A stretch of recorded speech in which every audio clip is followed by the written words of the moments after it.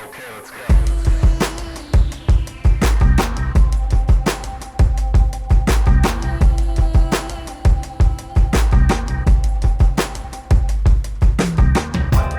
You're not getting me there. You can't set a trap for that. I'm never going to correlate finances to success.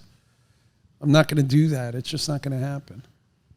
Why wouldn't we correlate finances to success if we're selling? Because I know an awful lot of rich people who are not happy, and happy has to be included in the equation of success, or why strive for it.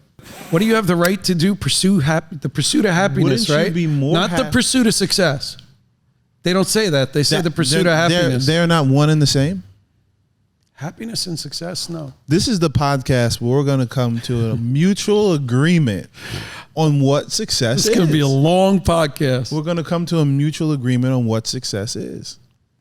Success is going to bed at night feeling loved and loving others. No. You're trying to tell me that success and the sales of this product don't correlate. For you as an individual, it does. It correlates for me as an individual, for Matt, for Montana, for Richie, for everyone working on, John in the back. If you're describing the idea of hitch and sit, even our brother Todd, who's now playing guitar for the elderly.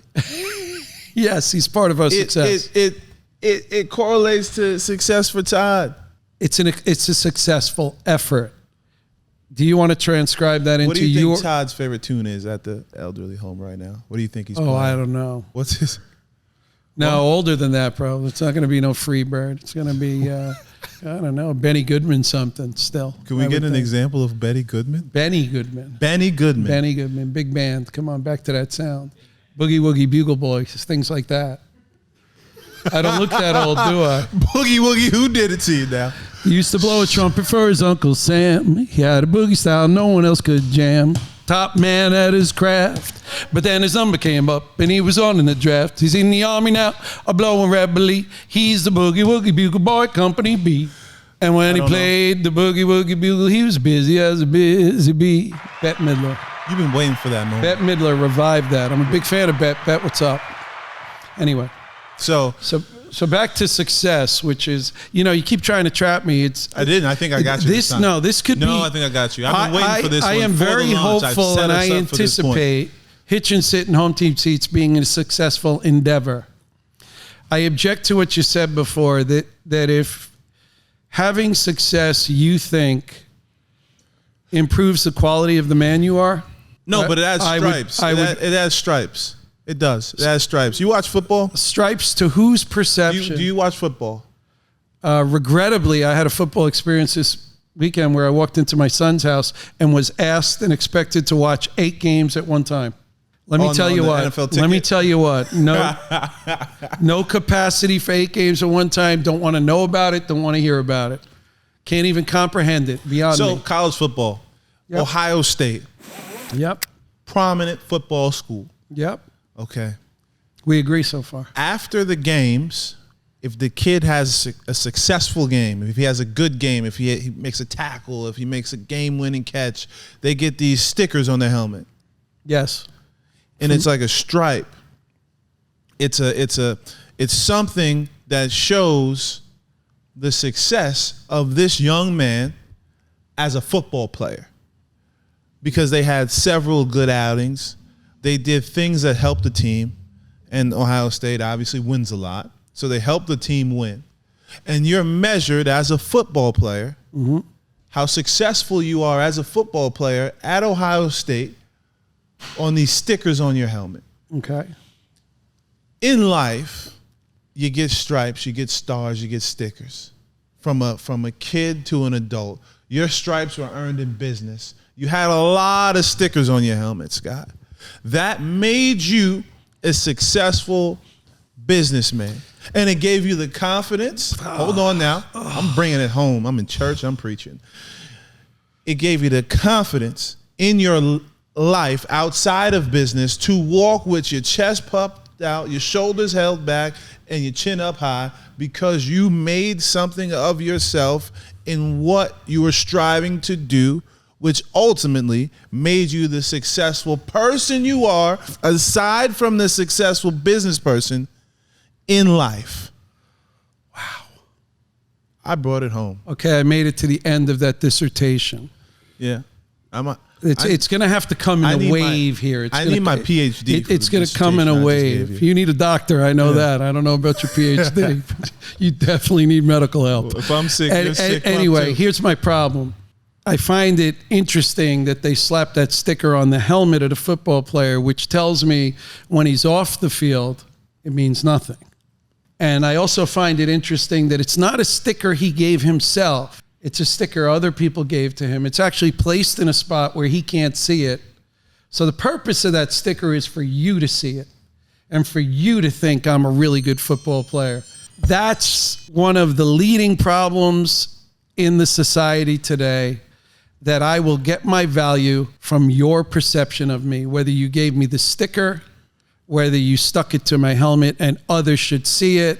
When I believed in myself is when I felt some sense of success. Didn't you find that belief in yourself through repeated success? I actually found that belief in myself through repeated failure.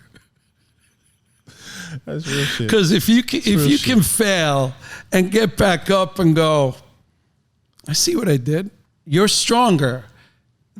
The people that I've seen that have made the biggest error in their lifestyle or their life choice are people who made mistakes and got up from it and say, you see what happened to me?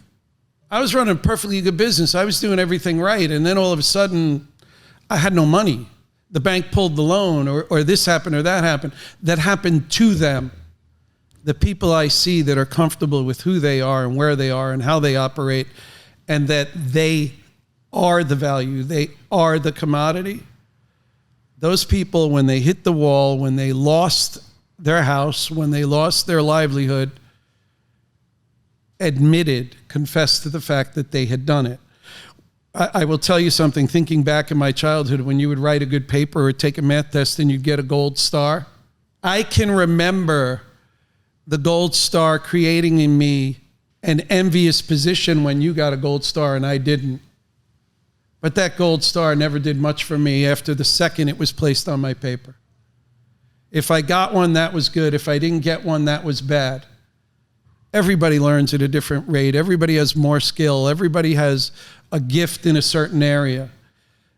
You got to find out what you're good at, and you've got to realize that you're good at it inside, not because the sticker's on your helmet.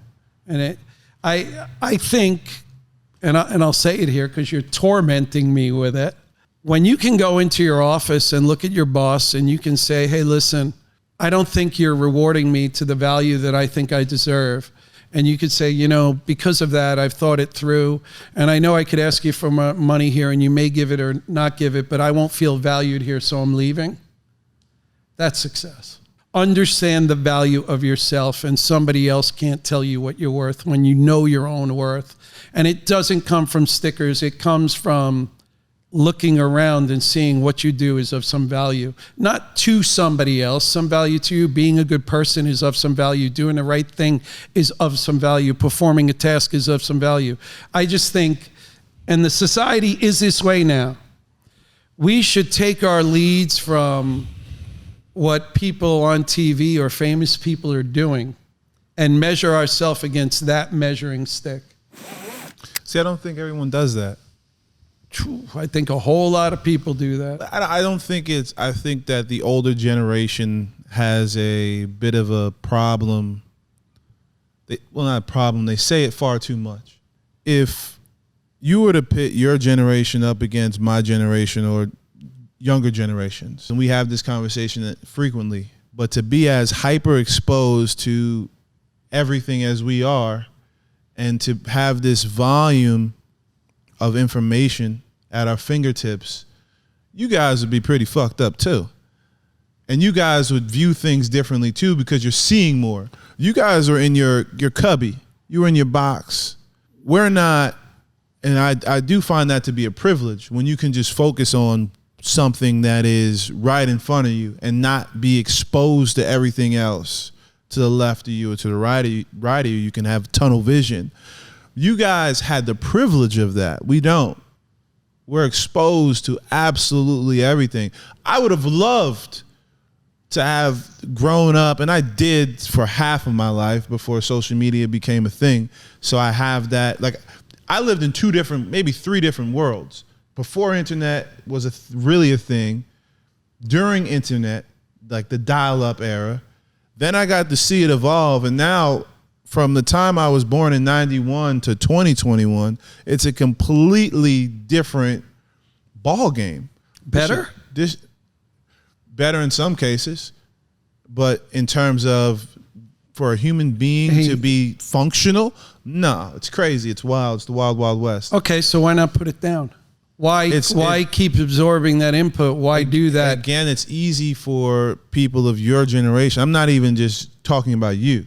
It's easier for people in your age bracket or your generation or your mindset to say that, because you guys, look, you've accomplished the things that you wanted to accomplish. Everything now is icing and the cherry on top, right?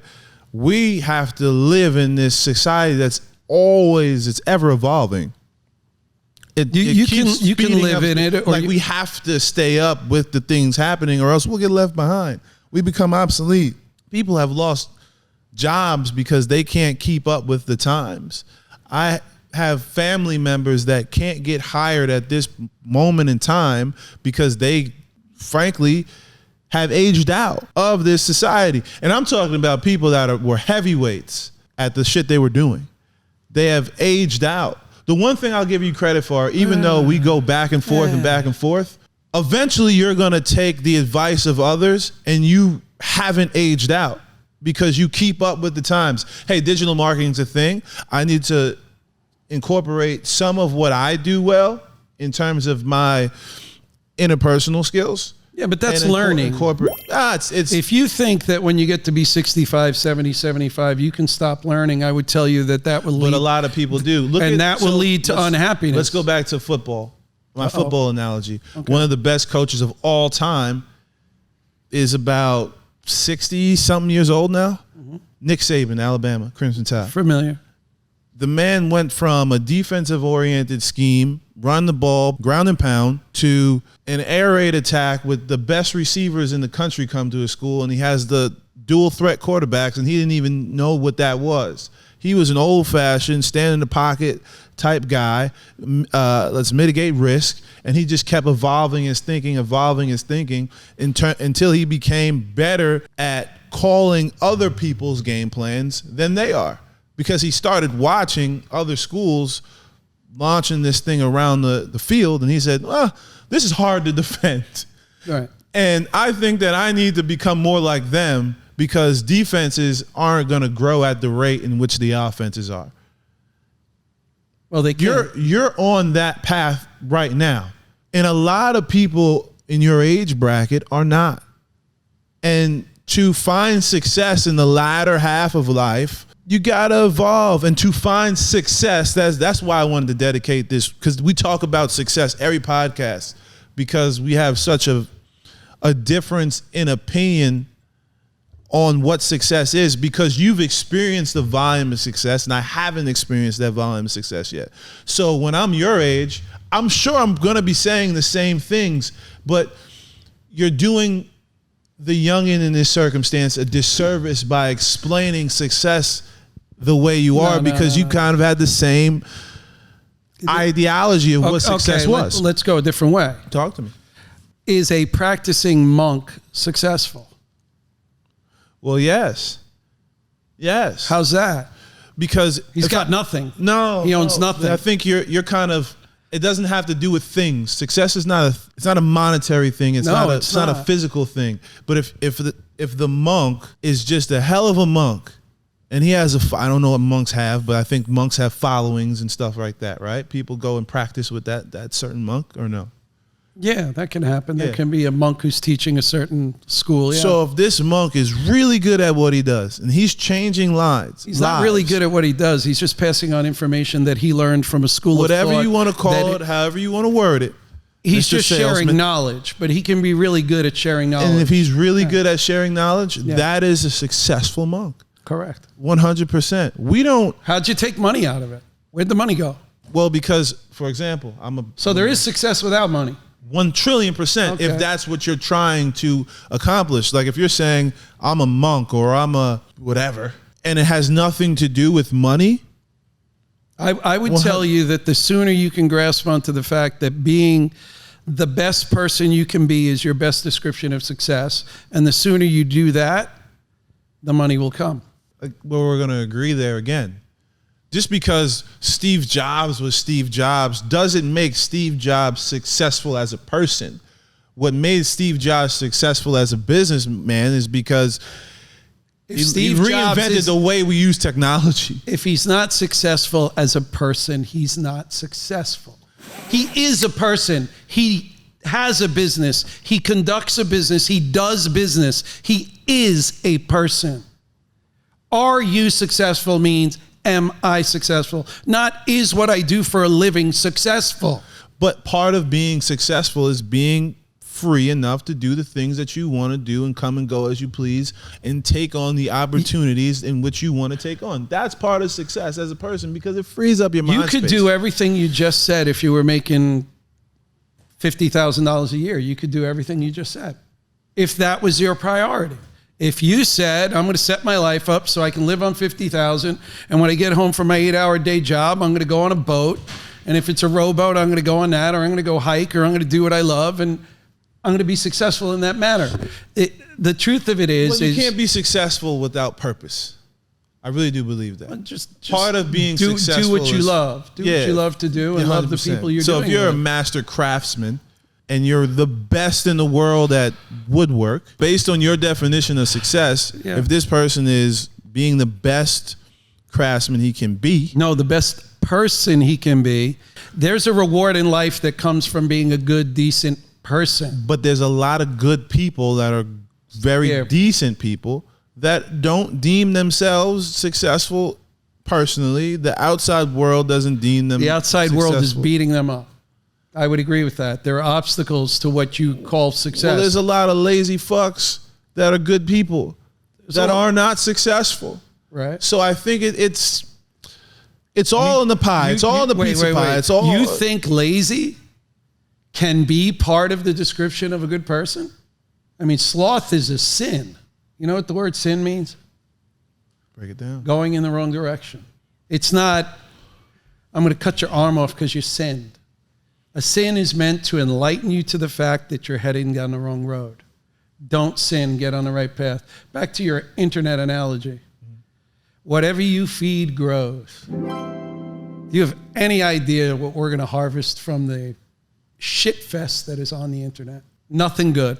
See, it's out of control. It's out of control. You can't, but then you're a little hypocritical there because we're going to harvest some pretty good return from We're going to reap what we sow. Yeah. I have control over what I sow. I'm sowing positivity. The rest of the internet, where I could go find porn that I never knew existed or was physically possible in 3 minutes. Yeah, it's just crazy. But we cannot be hypocrites because there's a good side to the internet. It's what's happening with our products, the Hitch and Sit. It's what the Hitch and Sit will develop into over time. It's the ability to give away. But the question is, will that Pandora's box you opened, that everybody has instant access to everything sorted and non-sorted, will that grow faster than human decency? Well, what you feed grows. One thing that is true about what you're saying. All right, remember back in the day, Denzel Washington, prime example. He was a Sorry, Denzel. I remember you today. He is a superstar. Right? Agreed. And back then, when you saw a star or a superstar, you knew that person was a superstar. Denzel Washington, Will Smith, Brad Pitt, even around the way. If you saw the local pizza guy that has an amazing pizzeria, that's a superstar within his community. Now, what's a star? Success is a multifaceted thing now. There's a lot of, there are people, for example, Rashawn Miller, my god brother. He's ran more businesses than most 60, 70-year-old men at 29 years old and has failed a lot more than them and has succeeded a lot more than them. No one knows how much success he's had because he's not big on social media. at all. And I remember I was talking to one of my little cousins, and we were talking about success, and we were talking about Rashawn's company and how he does. But they're like, yeah, but I can't find him on Instagram.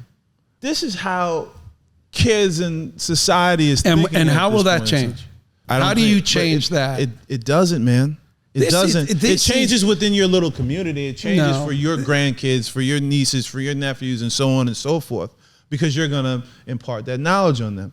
But this is where culture is going. I believe that everybody is supported, awarded, or left to their own devices to the direct degree that they discipline themselves to be the best person they can be, to treat people the way they want to be treated, to do it religiously without fail. And that's the only time I'll say religiously, because the rest of it is just business. When you live a life where you respect yourself, for some strange reason, without saying anything, other people respect you as well.